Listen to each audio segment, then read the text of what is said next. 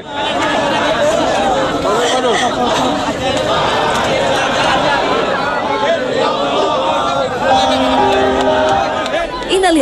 wa inna ilaihi raji'un. Telah berpulang Ustadz Jeffrey Al-Bukhari. Pria yang lebih dikenal sebagai pendakwah ini akhirnya berpulang ke rahmatullah pada hari Jumat dini hari yang lalu. Kepergian Ustadz Jeffrey Al-Bukhari yang lebih dikenal dengan UJ sejatinya merupakan kehilangan besar bagi umat muslim Indonesia. Bagaimana tidak? Telah lebih dari 1 dekade, rahimahullah UJ aktif mensyiarkan ajaran tauhid dan memberi petuah bijak bagi kaum muslim.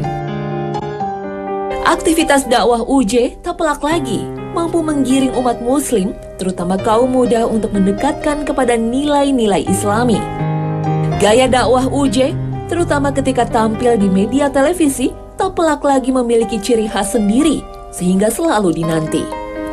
Tak hanya itu, khutbah dan tausiah UJ pada akhirnya membuat sifat Islam sebagai rahmat semesta alam semakin tegas. Pantaslah jika pada akhirnya kita menganggap almarhum UJ sebagai salah satu pembela panji Islam, sekaligus sesosok muslim yang sukses menjalani kehidupan di dunia. Insya Allah. Kita sebagai umat muslim pada akhirnya hanya bisa mengikhlaskan kepergian almarhum. Dan yang boleh dilewatkan adalah doa kita agar rahimullah mendapatkan tempat yang mulia sesuai dengan amalan ibadahnya selama menjalani kehidupan yang fana. Amin ya Rabbal Alamin. وَمَنْ يَأْتِهِ مُؤْمِنًا قَدْ عَمِلَ الصَّالِحَاتِ فَأُولَئِكَ لَهُمُ الدَّرَجَاتُ الْعُلَى. Meninggalnya UJ seakan menambah panjang daftar para ulama dan pemuka agama yang mendahului kita. Ustadz Jeffrey Al-Bukhari pada akhirnya menyusul Kiai Haji Zainuddin MZ, Kiai Haji Abdurrahman Wahid, dan Kiai Haji Abdullah Fakih. Kepergian para ulama dan pembesar agama tersebut seharusnya mengingatkan kita akan datangnya kematian.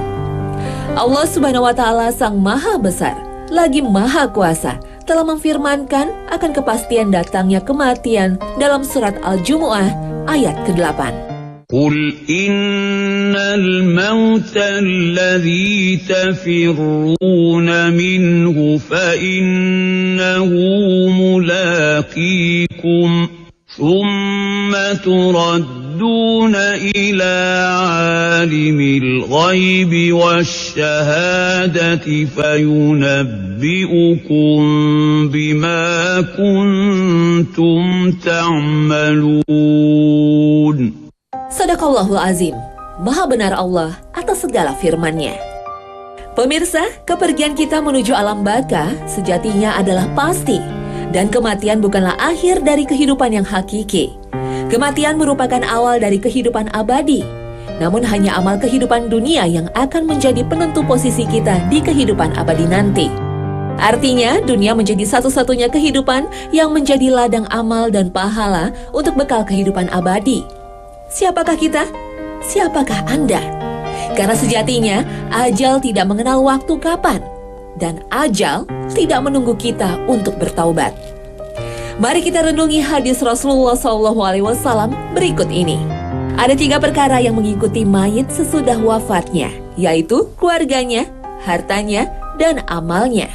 Yang 2 kembali dan yang 1 tinggal bersamanya. Yang pulang kembali adalah keluarga dan hartanya. Sedangkan yang tinggal bersamanya adalah amalnya. Hadis riwayat Bukhari dan Muslim.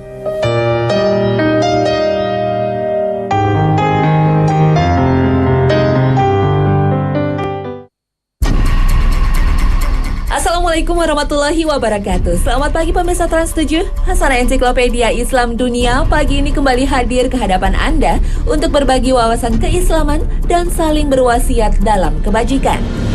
Ajal pasti menjemput kita, dimanapun kita berada, jika waktunya sudah tiba. وَلِكُلِّ أُمَّةٍ أَجَلٌ فَإِذَا جَاءَ أَجَلُهُمْ لَا يَسْتَأْخِرُونَ سَاعَةً وَلَا يَسْتَقْدِمُونَ. Ajal secara bahasa artinya terlambat atau tertunda. Makna lainnya adalah jangka waktu yang ditetapkan untuk sesuatu atau perbuatan. Dalam Al-Quran ada sekitar 55 kali kata ajal dan bentukannya disebutkan. Ajal berarti berakhirnya usia kehidupan manusia di dunia. Semua makhluk yang bernyawa akan mengalami kematian. Sebagaimana firman Allah Subhanahu wa Ta'ala dalam surah Ali Imran ayat 145. Sesuatu yang bernyawa tidak akan mati, melainkan dengan izin Allah sebagai ketetapan yang telah ditentukan waktunya. Dalam surat lain, Allah Azza wa Jalla menegaskan di mana saja kalian berada, kematian akan menjemput kalian, kendati kalian berada dalam benteng yang tinggi lagi kokoh. Surah An-Nisa ayat 78. Namun Rasulullah SAW pernah bersabda, siapa saja yang suka dilapangkan rezekinya dan ditambah umurnya, hendaknya ia bersilaturahmi. Hadis ini seolah-olah bertentangan dengan ayat yang menegaskan ajal tidak bisa ditunda. Para ulama berpendapat, pertambahan umur yang dimaksud dalam hadis ini bukan untuk menunda ajal, tapi berupa keberkahan umur hingga jejak amal solehnya akan dikenang terus dan mendatangkan banyak manfaat meskipun telah wafat. Abu Darda menuturkan Rasulullah pernah bersabda, seperti yang dikutip dalam tafsir Ibnu Katsir, sesungguhnya Allah tidak akan mengakhirkan kematian seseorang jika telah datang ajalnya. Sesungguhnya bertambahnya umur itu dengan keturunan saleh yang Allah karuniakan kepada seorang hamba. Lalu mereka mendoakannya sesudah kematiannya sehingga doa mereka menyusulinya di kuburnya. Itulah pertambahan umur. Hadis riwayat Ibnu Abi Hatim. Lihatlah, orang yang memperbanyak silaturahmi saat meninggal, begitu banyak orang yang mensolatkannya dan mendoakannya serta mengantarkannya ke liang lahat. Rasulullah bersabda yang diriwayatkan dari Ibnu Abbas radhiyallahu anhu, tidaklah seorang muslim meninggal kemudian sebanyak 40 orang menyolatkannya. Mereka tidak menyekutukan Allah sedikit pun. Niscaya Allah akan menerima permohonan ampunan mereka untuknya. Hadis riwayat Muslim.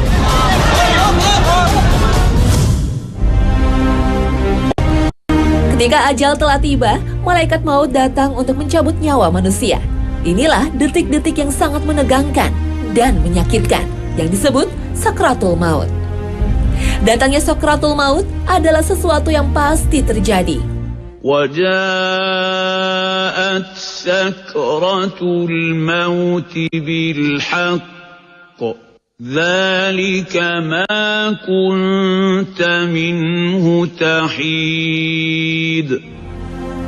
Dalam surat Al-Qiyamah, Allah berfirman, sekali-kali jangan apabila nafas seseorang telah mendesak sampai kerongkongan dan dikatakan kepadanya, siapakah yang dapat menyembuhkannya? Dan dia yakin bahwa sesungguhnya itulah waktu perpisahan dan bertaut betis kiri dengan betis kanan. Dan kepada Rabb-Mu lah pada hari itu kamu dihalau. Ibnu Abi Andunya rahimahullah berkata, kematian adalah kengerian yang paling dahsyat di dunia dan akhirat bagi orang yang beriman. Kematian lebih menyakitkan dari goresan gergaji, sayatan gunting, panasnya air mendidih di bejana. Seandainya ada mayat yang dibangkitkan dan menceritakan kepada penduduk dunia tentang sakitnya kematian, niscaya penduduk dunia tidak akan nyaman dengan hidupnya dan tidak nyenyak dalam tidurnya. Sebelum ajal akan menjemput manusia agung Rasulullah SAW, malaikat Jibril didampingi malaikat Israel lebih dulu mendatanginya, kemudian meminta izin untuk mencabut nyawanya. Sebagai pelajaran bagi umatnya, Rasulullah pun merasakan pedihnya sakratul maut seperti diceritakan putri Rasulullah. Tatkala kondisi Rasulullah memburuk, Fatimah berkata, alangkah berat penderitaanmu ayahku. Beliau menjawab, tidak ada penderitaan atas ayahmu setelah hari ini. Siti Aisyah sebagai Rasulullah juga menuturkan beratnya sakratul maut yang dialami Rasulullah. Hingga ia berkata, aku tidak iri kepada siapapun atas kemudahan kematiannya sesudah aku melihat kepedihan kematian pada Rasulullah.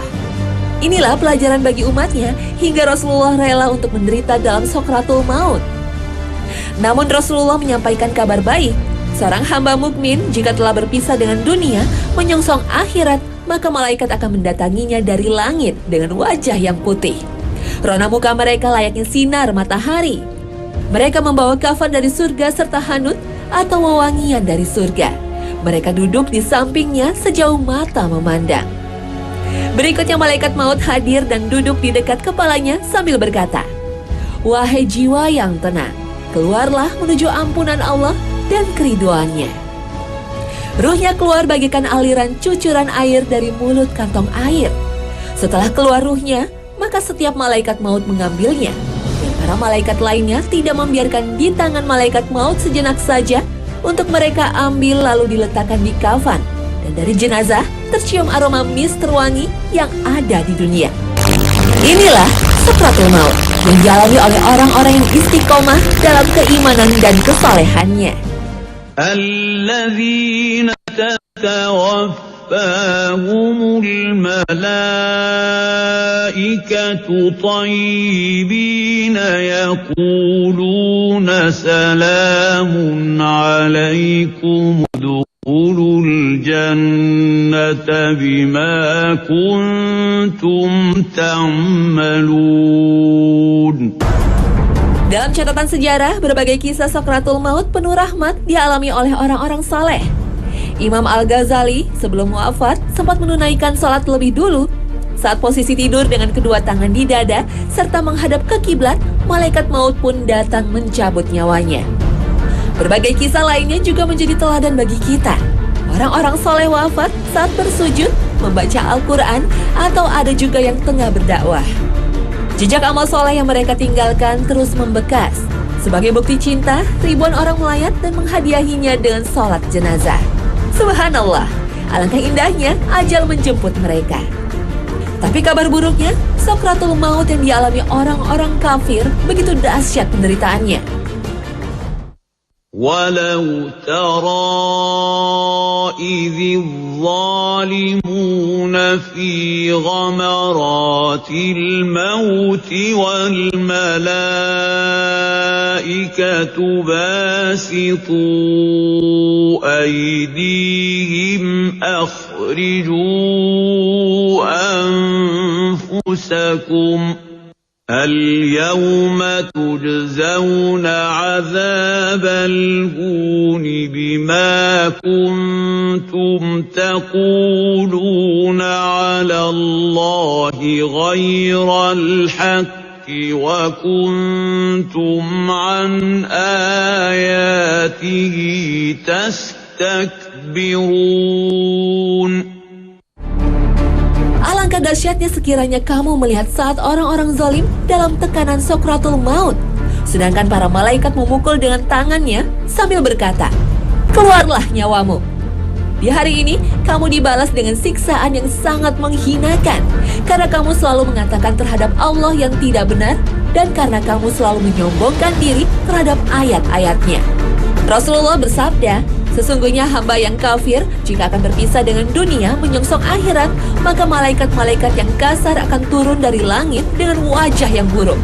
Mereka duduk sepanjang mata memandang, kemudian malaikat maut hadir dan duduk di atas kepalanya dan berkata, "Wahai jiwa yang keji, keluarlah engkau menuju kemurkaan Allah dan kemarahannya."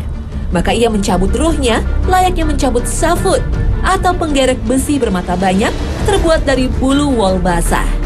Apabila kematian menjemput mereka, maka mereka berkata, "Ya Rob, kembalikan aku ke dunia, agar aku berbuat amal soleh terhadap yang telah aku tinggalkan." Tapi keinginan mereka sudah terlambat, permohonannya sia-sia, tak mungkin dikabulkan Allah.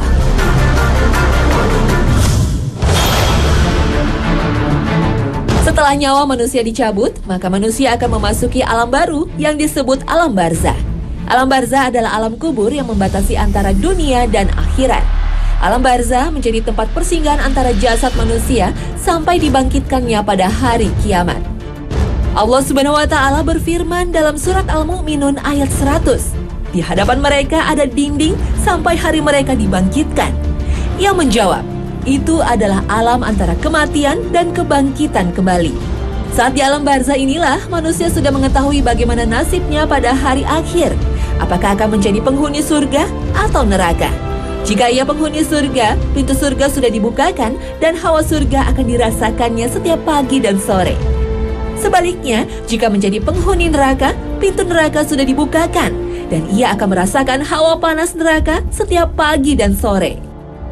Dalam sebuah hadis yang panjang yang diriwayatkan Imam Ahmad dari Al-Bara bin Azib, seorang mukmin saat wafat disambut ceria oleh malaikat dengan membawa kain kafan dari surga.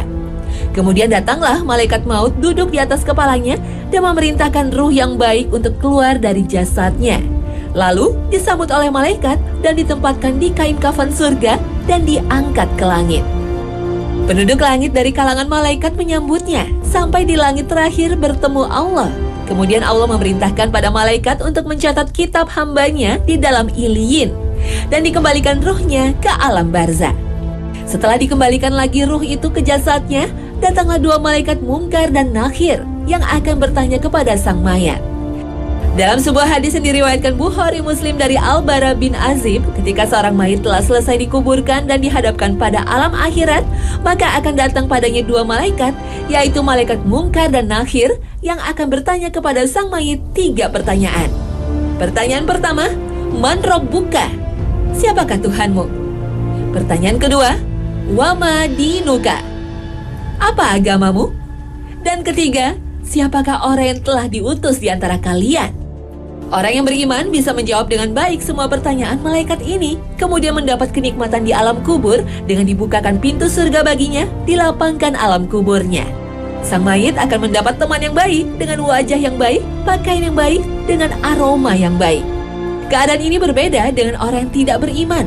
Ia akan merasakan pedihnya siksa kubur.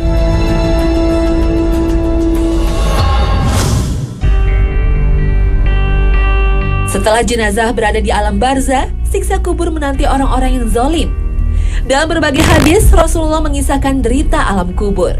Suatu saat Rasulullah melewati 2 kuburan. Sesungguhnya 2 orang sedang disiksa dan keduanya tidak disiksa karena dosa besar. Kemudian beliau bersabda, yang seorang tidak menjaga diri dari percikan air kencing, sedangkan yang lainnya suka mengadu domba. Kemudian Nabi mengambil sebuah pelepah kurma yang masih basah, kemudian membelah menjadi 2 bagian dan menancapkannya 1 bagian pada masing-masing kuburan. Para sahabat bertanya, "Wahai Rasulullah, mengapa engkau melakukan ini?" Beliau menjawab, mudah-mudahan diringankan azab tersebut dari keduanya selama pelepah kurma itu belum kering. Allah Azza wa Jalla sengaja tidak membukakan alam barzakh sehingga manusia bisa melihat derita siksa kubur. Namun Allah mengungkap melalui firman-Nya dan sabda Rasulullah. Di alam kubur, malaikat akan bertanya kepada orang kafir dan munafik, "Bagaimana menurutmu tentang Rasulullah SAW?" Dia menjawab, "Aku tidak tahu." Maka kedua malaikat berkata, "Engkau tidak tahu? Engkau tidak membaca?" Kemudian ia dipukul dengan palu dari besi tepat di wajahnya. Lalu dia menjerit dengan jeritan yang sangat keras yang didengar oleh seluruh penduduk bumi kecuali 2 golongan, jin dan manusia. Rasulullah menyaksikan berbagai siksa kubur saat melakukan Mi'raj ke Sidratul Muntaha. Rasulullah bertanya kepada malaikat Jibril dan Mikail, seperti banyak diulas dalam berbagai hadis sahih. Inilah beberapa siksaan yang dijelaskan oleh malaikat Jibril. Orang yang disiksa dengan dirobek mulutnya adalah seorang yang senang berdusta. Orang yang kepalanya dipecahkan adalah orang yang telah belajar Al-Quran tapi tidak mengamalkannya. Orang yang disiksa dalam bejana api adalah seorang penzina, dan orang yang berada di sungai darah, mereka yang biasa makan harta hasil riba. Dalam hadis lain, Rasulullah menyaksikan kaum yang memiliki kuku dari tembaga, kemudian mereka mencabik-cabik wajah dan dadanya sendiri. Mereka rupanya orang yang suka ghibah atau menjelekan orang lain dan menjatuhkan kehormatannya. Sementara ada wanita yang payudaranya dirobek-robek ular. Rupanya mereka adalah wanita yang tidak mau menyusui anaknya sendiri kecuali karena alasan syar'i. Nauzubillah min zalik.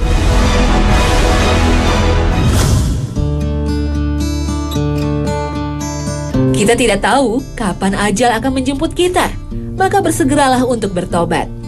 Dalam sebuah hadis qudsi, Allah berfirman, "Wahai anak Adam, selama engkau masih berdoa kepadaku dan berharap kepadaku, aku ampuni engkau apapun yang datang darimu dan aku tidak peduli. Wahai anak Adam, walaupun dosa-dosamu mencapai batas langit, kemudian engkau meminta ampun kepadaku, aku akan ampuni engkau dan aku tidak peduli." Wahai anak Adam, jika engkau mendatangiku dengan sepenuh bumi dosa dan engkau tidak menyekutukanku, maka aku akan menemuimu dengan sepenuh itu pula ampunan. Hadis riwayat Tirmizi. Inilah kasih sayang Allah kepada hamba-hambanya yang mau bertobat. Namun ingatlah, pintu taubat akan tertutup sebagaimana sabda Rasulullah. Sesungguhnya Allah menerima taubat seorang hamba selama nyawa belum berada di kerongkongannya. Hadis riwayat Tirmizi. Dalam hadis riwayat Muslim, Rasulullah bersabda, barang siapa bertaubat sebelum matahari terbit dari barat, niscaya Allah menerima taubatnya. Jika pintu taubat telah tertutup, maka permohonan ampunan dan penyesalan tidak ada gunanya. Ingatlah kisah Fir'aun yang mengaku beriman kepada Tuhan Nabi Musa alaihissalam saat sudah tak berdaya dan tenggelam dalam lautan. Namun Allah tidak menerima taubat Fir'aun. Saat kita sudah wafat, semua amal kita terputus. Tapi ada 3 amal yang terus mengalir kepada kita, sebagaimana sabda Rasulullah, yaitu amal jariah, anak yang soleh yang selalu mendoakan kita, dan ilmu yang bermanfaat. Karena itulah, orang tua kita atau kerabat kita yang telah wafat, mereka begitu mengharapkan doa-doa kita. Rasulullah mengajarkan sebuah doa setelah sholat jenazah sebagai permohonan ampun untuk mereka. Ya Allah, ampunilah dosanya, sayangilah dia, maafkanlah dia, sehatkanlah dia, muliakanlah tempat tinggalnya, luaskanlah kuburannya, mandikanlah dia dengan air es dan air embun. Bersihkanlah dari segala kesalahan, sebagaimana kain putih bersih dari kotoran. Gantikanlah untuknya tempat tinggal yang lebih baik dari tempat tinggalnya, keluarga yang lebih baik dari keluarganya, pasangan yang lebih baik dari pasangannya, dan peliharalah dia dari siksa kubur dan siksa neraka. Semoga Allah Subhanahu wa Ta'ala menganugerahkan kita wafat dengan husnul khotimah. Amin Allahumma amin. Nah pemirsa, semoga kisah tentang ajal dan alam barzah makin menyadarkan kita hidup di dunia hanya sementara. Kita semuanya akan mati. Lalu bekal apa yang sudah kita persiapkan untuk menuju hari akhir yang abadi? Terima kasih atas kebersamaan Anda. Wassalamualaikum warahmatullahi wabarakatuh.